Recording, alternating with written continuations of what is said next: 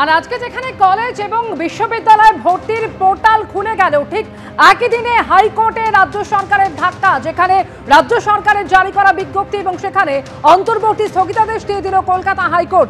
সরাসরি কথা বলবো আর এক প্রতিনিধি কৃষ্ণেন্দু অধিকারী এই মুহূর্তে রয়েছেন। কৃষ্ণেন্দু, আজ থেকেই ভর্তির ক্ষেত্রে এই পোর্টাল খুলে গেল, কলেজ বিশ্ববিদ্যালয়ে স্নাতক স্তরে ভর্তির পোর্টাল খুলে দেওয়া হলো। আর ঠিক একই দিনে কলকাতা হাইকোর্টে এই ওবিসি মামলায় ধাক্কা খেল রাজ্য সরকার, যেখানে রাজ্য সরকারের জারি করা বিজ্ঞপ্তি আর সেখানে অন্তর্বর্তী স্থগিতাদেশ দিয়ে দেওয়া হলো, যার ফলে ভর্তির ক্ষেত্রে নতুন করে কি তাহলে অনিশ্চয়তা তৈরি হলো কৃষ্ণেন্দু? অবশ্যই একটা অনিশ্চয়তা তৈরি হলো এবং লক্ষ লক্ষ ছাত্রছাত্রী যারা ভর্তি হতে চান এবং যারা উচ্চ মাধ্যমিক পাশ করেছেন 40 দিন আগে, এতদিন অপেক্ষা করছিলেন কবে ভর্তি হবেন, তারা কবে কোন কলেজে ভর্তি হবেন। অনেকে বলছিলেন যে এখানে ভর্তি না হলে, এত দেরি হলে অন্য রাজ্যে চলে যাবেন। এবং আজকে শিক্ষামন্ত্রী তো স্বীকারই করেছেন যে এই যে ওবিসি জটের জন্য তারপর সেই জটটা কাটার পর তারা ভর্তি প্রক্রিয়া শুরু করেছেন এবং আজকেই পোর্টাল খুলেছেন। দুপুর 2টোয় পোর্টাল উদ্বোধন হয়েছে, আগামীকাল সকাল 10টা থেকে তাতে আবেদন করা যাবে এবং সেখানে লক্ষ লক্ষ ছাত্রছাত্রীরা যেখানে আবেদন করবেন 40 দিন পর, তারা রেজাল্টের 40 দিন পর সুযোগ পাচ্ছেন, সেখানে হাইকোর্টের এই নির্দেশের ফলে একটা অনিশ্চয়তা তৈরি হলো। এমনিতেই তুমি জানো যে রাজ্য সরকারের সিদ্ধান্তহীনতার জন্য কি বিজ্ঞপ্তি হবে, কি ব্যাপারে সিদ্ধান্ত নেওয়া হবে, এই বিষয়টা প্রকাশ্যে না আসার ফলে এতদিন দেরি হয়েছে ভর্তির ক্ষেত্রে। তারপর যে 140টি জনজাতিকে নিয়ে রাজ্য সরকারের যে নতুন বিজ্ঞপ্তি, সেই বিজ্ঞপ্তি কলকাতা হাইকোর্ট তার নিয়ম মেনে করা হয়নি বলে যেভাবে আজকে মানে স্থগিতাদেশ দিয়েছেন সেই বিজ্ঞপ্তির ওপরে, স্বাভাবিকভাবে একটা বড়সড় প্রশ্নচিহ্ন পড়ে গেল যে তাহলে কলেজে যারা ভর্তি হবেন, বিশ্ববিদ্যালয়ে যারা ভর্তি হবেন, তারা কারা ওবিসি সুযোগ সুবিধাটা পাবেন। কারণ যে 17% কথা বলা হচ্ছে বা যে তালিকা তৈরি করা হয়েছে রাজ্যের তরফে, তারা যদি এই সুযোগ না পান তাহলে কারা পাবেন? তাহলে কি পুরনো নিয়মে পাবেন? এই যে একটা অনিশ্চয়তা, এই অনিশ্চয়তা কিন্তু একটা এই ভর্তি প্রক্রিয়াটা কি একটা অনিশ্চয়তা তৈরি করলো। 2 ঘন্টা আগে মানে 2টোর সময় যখন এই হাইকোর্টের যখন এই নির্দেশ আসে, তার বেশ কিছুক্ষণ আগে শিক্ষামন্ত্রীকে একই প্রশ্ন করা হয়েছিল যে যখন এটা হাইকোর্টে যখন এটা বিবেচনাধীন, সুপ্রিম কোর্টে মামলা চলছে, তাহলে এই ভর্তির ভবিষ্যৎ কি? যদিও তিনি বলেছিলেন যে অনাবৃষ্টি হোক বা অতিবৃষ্টি হোক, তার জন্য তো কৃষিকাজ বন্ধ থাকে না। কিন্তু আজকে সত্যি হাইকোর্টের এই নির্দেশ এবং যেভাবে স্থগিতাদেশ দেওয়া হলো, অন্তর্বর্তীকালীন স্থগিতাদেশ, তুমি যখন প্রসঙ্গ উত্থাপন করলে আমি এইখানে একবার দর্শকদের দেখিয়ে দিই যে ব্রাত্য বসু ঠিক বলেছিলেনটা কি। এই অনাবৃষ্টি এবং বৃষ্টির আশঙ্কায় কৃষিকাজ বন্ধ থাকে না, এই কথাটা বলতে গিয়ে দেখব। যদি কোনো নির্দেশ হয় তখন আপৎকালীন ব্যবস্থা আমরা সেই মোতাবেক নেব, কিন্তু কবে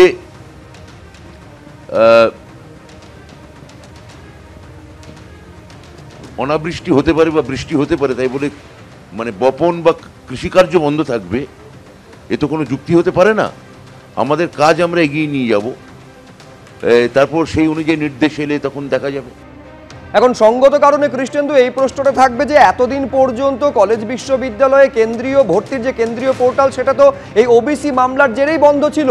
আজকে যখন ব্রাত্য বসু ঘোষণা করলেন কাল সকাল 10টা থেকে আবেদন করতে পারবেন পড়ুয়ারা, তারপরে তো তার মানে কাল থেকে আদৌ কি সেটা হবে, নাকি তার পাশেও আর একটা প্রশ্নচিহ্ন তৈরি হয়ে গেল আজকে কোর্টের এই ইন্টারিম স্টেটা সামনে আসার পর? দেখো, কোর্টের এই অন্তর্বর্তীকালীন নির্দেশ আসার পর আমরা শিক্ষামন্ত্রীর সঙ্গে কথা বলেছিলাম, কিন্তু যেটা জানা যাচ্ছে যে যেভাবে পোর্টাল চলছে আগামীকাল সকাল থেকে আবেদন করার ক্ষেত্রে, সেটা কিন্তু অব্যাহত থাকবে। অর্থাৎ রাজ্য সরকার এই পোর্টাল আবেদন প্রক্রিয়া সমস্ত অব্যাহত রাখবেন। কিন্তু সমস্যা হবে যে তুমি জানো যে কাল থেকে যে আবেদন করা যাবে এবং সেটা 6ই জুলাই পর্যন্ত সেই আবেদন করা যাবে, মানে জুলাই মাসের পর্যন্ত সে আবেদন করা যাবে 18ই জুন থেকে, এবং 6ই জুলাই থেকে ভর্তি প্রক্রিয়া শুরু হবে। সেখানেই একটা বড়সড় প্রশ্ন আসবে যে ভর্তি প্রক্রিয়ার সময় ওবিসির ছাত্রছাত্রী বা ওবিসি গোষ্ঠীভুক্ত যারা আছেন, তারা কত % সুবিধে পাবেন বা কারাই সেই সুবিধে পাবেন, কোন সম্প্রদায় পাবেন এবং কত শতাংশ পাবেন। এবং যাদের এই পোর্টালের আওতায় নেই, অর্থাৎ যাদবপুর বিশ্ববিদ্যালয়ের মতো বিশ্ববিদ্যালয়, প্রেসিডেন্সির মতো বিশ্ববিদ্যালয়, তারা কি করবে? তারা কোন সিদ্ধান্ত মেনে চলবে?